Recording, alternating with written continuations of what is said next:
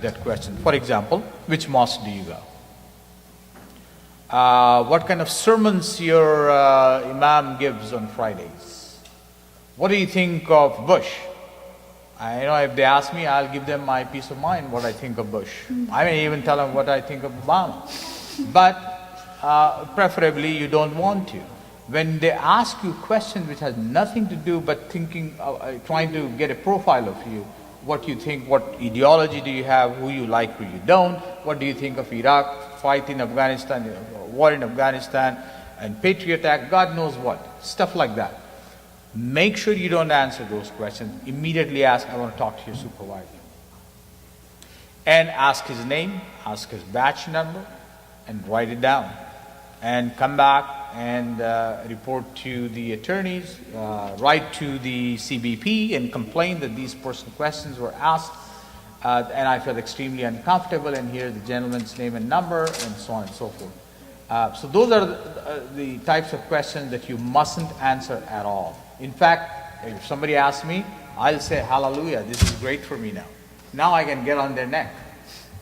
They shouldn't be asking these questions, but people do, and they have. And several people kind of unfortunately gave answers to these questions, and one question led to the other, and they got themselves in trouble. Sorry. I'm going to give a very short bit on charitable giving, and we can cover it later if necessary. But basically, the restrictions on charitable giving, I mean, obviously, it is a deep part of the Muslim religion, and to give alms and to support charitable activity. The restriction on charitable giving that you need to be concerned about is intentionally supporting terrorist activity by giving money to an organization where it somehow gets to an organization that is on the United States list of terrorist organizations. The reason I bring this up is it's the intentionality that matters. If you do give money and do not intend, do not realize that it is going to end up in some other hands, and it does, you are not guilty of a crime. Now the problem is whether you are, guilty in the eyes of the universe and guilty in the eyes of the United States government. They're two different matters. And to protect yourself, the steps that you should take, the safest way to go about this is to give to organizations that are United States organizations that are registered 501c3 nonprofits in the United States. That is the safest way to go. Whether you do that or not, you should make your intent clear by telling if you were giving to for a specific purpose or to a specific activity for earthquake relief, for example, you should write a short letter. This is to support the earthquake relief in Pakistan, or write it on the check as well in the memo line, and keep records of the donations you make. Keep copies of the canceled checks. Keep copies of the letters and the check that you have sent, and then finally. Just take a little bit of care with the charities you support. It's sad that that's the case, but just make sure that you understand what needs they are serving, whether they're U.S. registered tax-exempt charities, and that's basically the summary. We want to talk about some of our. Yeah. You want to start with? So just sort of to summarize and to close, we, as the ACLU, our job is to defend the Constitution and to defend people's constitutional rights, civil rights, and human rights.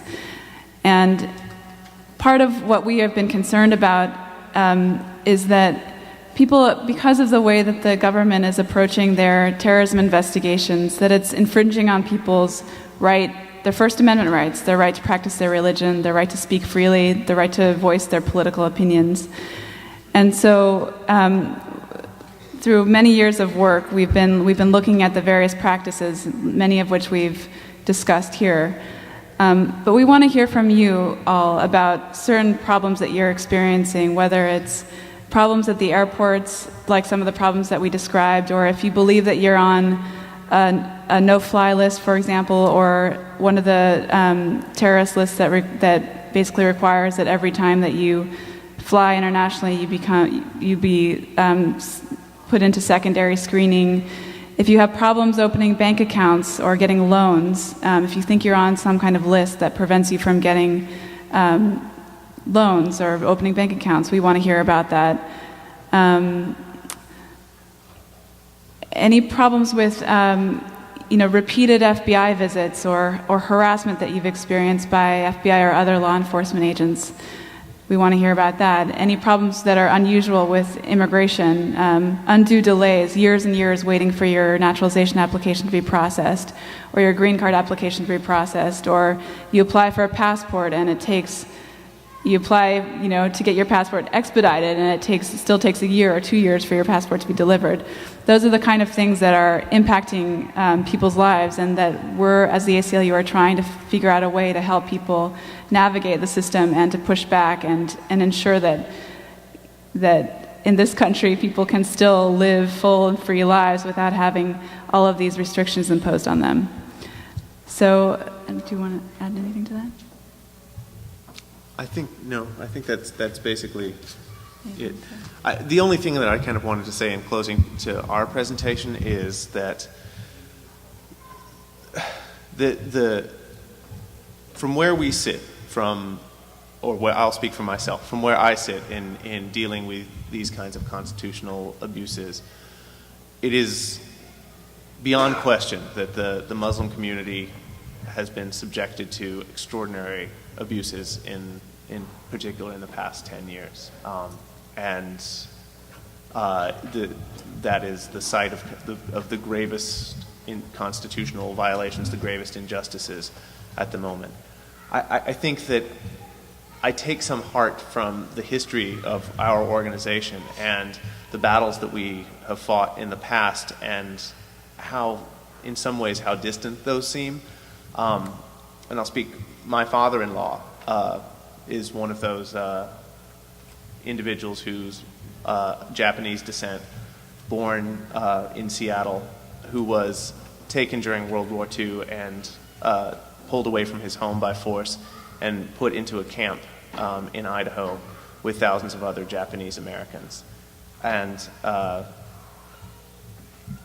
my daughter, his granddaughter, to her, that's unthinkable. That's a distant memory. And it's not only my hope, but my deep belief that for the Muslim community, the day will come when this treatment is a distant memory too. Inshallah. It's a beautiful closing. Thank you. So maybe with that, if you have any, you can clap, sister. Your clapping is good. Thank you very much. If you have any questions, please feel free to ask.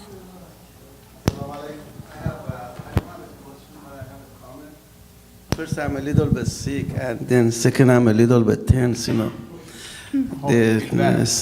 The situation I went through several years back, I received a phone call maybe 6-7 years back, around 7:15 in the morning. And when I answered my phone, I believe they said they are from anti-terrorist group. I have their card already, So they say, you have to come home. Immediately I went home, and my wife was back from the dentist office. So as soon as I got home, I told her the situation. They are coming over, And then suddenly somebody knocked the door, and of course, I went opposite of what the brother said, I let them in, and when they came in, one of them was tall, And after that, I realized that he had his hand on the back, And the other one followed him, and they came inside, So as soon as they came inside, the first thing they asked me for my driver license, So I handed to them, And my name is Ahmad Reza Sheida.